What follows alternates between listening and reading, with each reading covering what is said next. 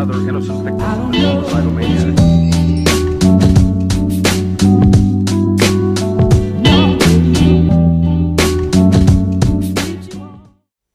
Bonjour à tous et bienvenue pour cet épisode numéro 48 du journal de bord.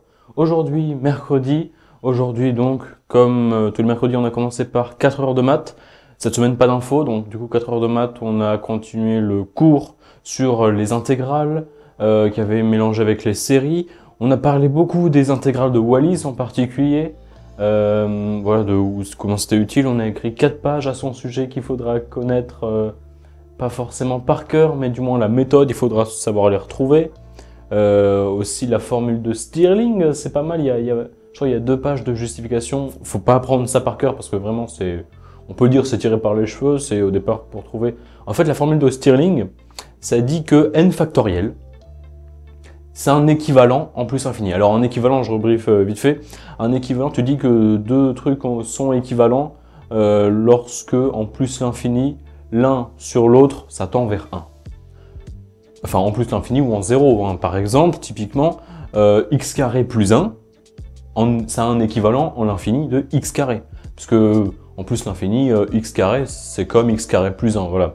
Il y a des trucs prépondérants. De la même façon que x carré, ou même juste x plus ln, logarithme népérien de x, donc x plus ln de x, son équivalent en plus infini, c'est x. Parce qu'il y a x qui croit comme ça, ln qui croit comme ça.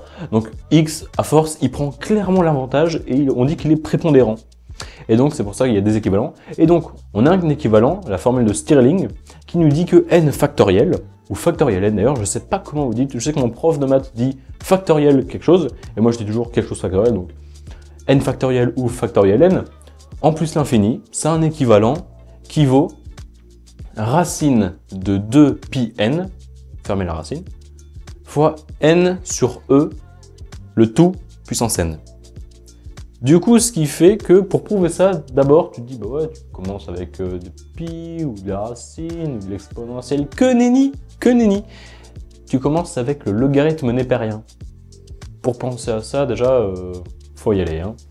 Ensuite, tu le transformes, et puis tu fais des sommes qui se transforment en des produits, et du coup, dans les produits, ouais, je crois que c'était la somme des ln, je suis pas du tout sûr encore, j'ai pas encore revu, mais peut-être que la somme des ln de x, du coup, ça devient le ln du produit, donc du coup c'est peut-être là que tu as un n factoriel qui apparaît, et puis après ça se transforme, et puis après tu vois que dans ta formule des intégrales de Wallis, bah, ça se transforme, en gros l'intégrale de Wallis, je vais pas vous parler totalement de ça, mais en gros tu l'utilises parce que l'intégrale de Wallis, notée W avec l'indice, donc Wn, c'est l'intégrale entre 0 et pi sur 2 de sinus de t puissance n.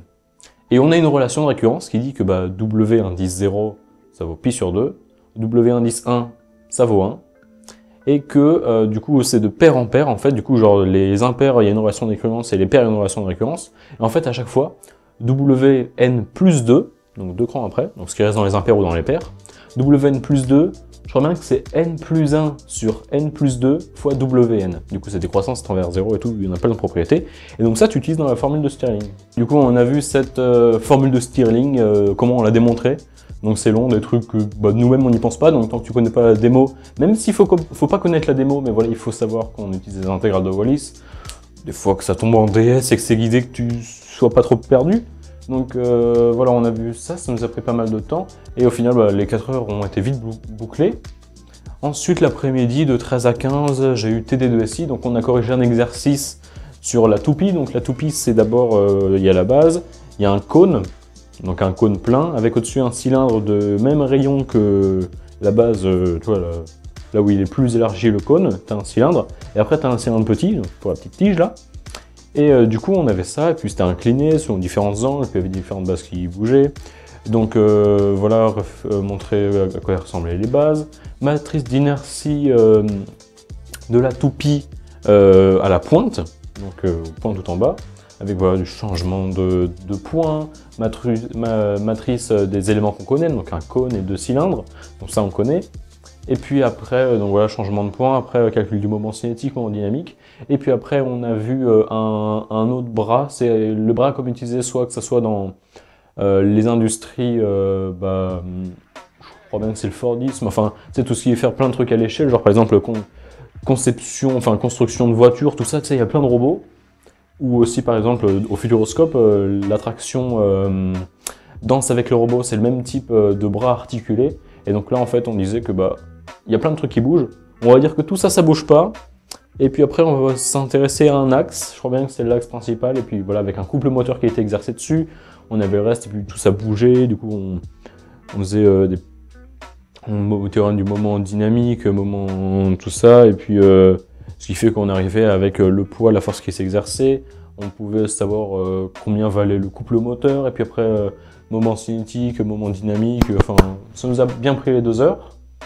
Et puis après, du coup l'après-midi on n'a rien eu, je suis quand même resté, je crois que c'est combien de temps, plus de 2h30 je crois, où je suis resté, j'ai fini de corriger mon exo de colle que j'ai eu mardi soir, pour le rendre, du coup je lui rends demain à mon prof de maths, l'exo que j'ai corrigé.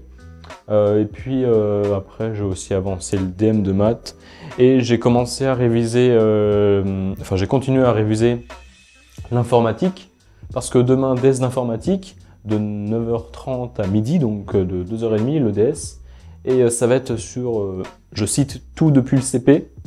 Donc bon, on n'a pas fait beaucoup d'informatique jusqu'à un certain point, donc ça va être programme de l'année dernière, programme de cette année. Ce qui fait les programmes qu'on a à apprendre, c'est le tri par insertion, le tri par fusion, le tri rapide in situ, c'est en gros une méthode de tri rapide, mais il y a une où en gros tu as ta liste et tu crées d'autres listes et après tu additionnes. Là, in situ, c'est directement, tu fais les opérations sur la liste en elle-même. Et après, du coup, programme de l'année dernière, donc tout ce qui est les requêtes SQL, quoi d'autre, il y avait résolution d'équations différentielles, des trucs comme ça, donc des trucs de l'année dernière à réviser pas mal. Parce que j'avoue que ceux-là, ils me sont un peu sortis de la tête. Même si le SQL, ça devrait aller, il y a des trucs, genre typiquement la résolution d'équations différentielles. Je ne cache pas que là, tout de suite, là, je ne sais plus du tout à quoi ça ressemble. Non, mais ça devrait revenir, parce que j'ai appris par cœur l'année dernière. Donc ça devrait revenir. Parce que du coup, demain, test d'info, en plus des maths. Après, on aura cours de physique sur transport des charges. On va continuer le 2e chapitre. Peut-être le finir, je doute, parce que voilà, on a fait en une semaine, donc là qu'on le fasse en deux cours, ça me semblerait pas si évident que ça, mais sait-on jamais, on bat toujours d'accord. Et puis après 2 heures d'anglais, donc 2 heures d'anglais où on va faire un thème, donc une traduction de texte, et suite à ce thème, nous allons faire, je crois bien que c'est une expression écrite, donc je crois bien que c'est 2 questions à répondre en 80 et 180 mots, et le tout en 2 heures. Donc voilà, ça va être relativement chaud. Et puis en plus aussi pour demain, il y a un thème à faire, donc encore une fois, une traduction. Et puis après, vendredi, français, physique, et pas DS parce que forum des grandes écoles qu'il y a au lycée. Et puis après, samedi, cours de maths. Je vous ai fait le résumé de la semaine en avance, c'est un plaisir. Donc voilà, sur ce, je vous dis à la prochaine. À plus.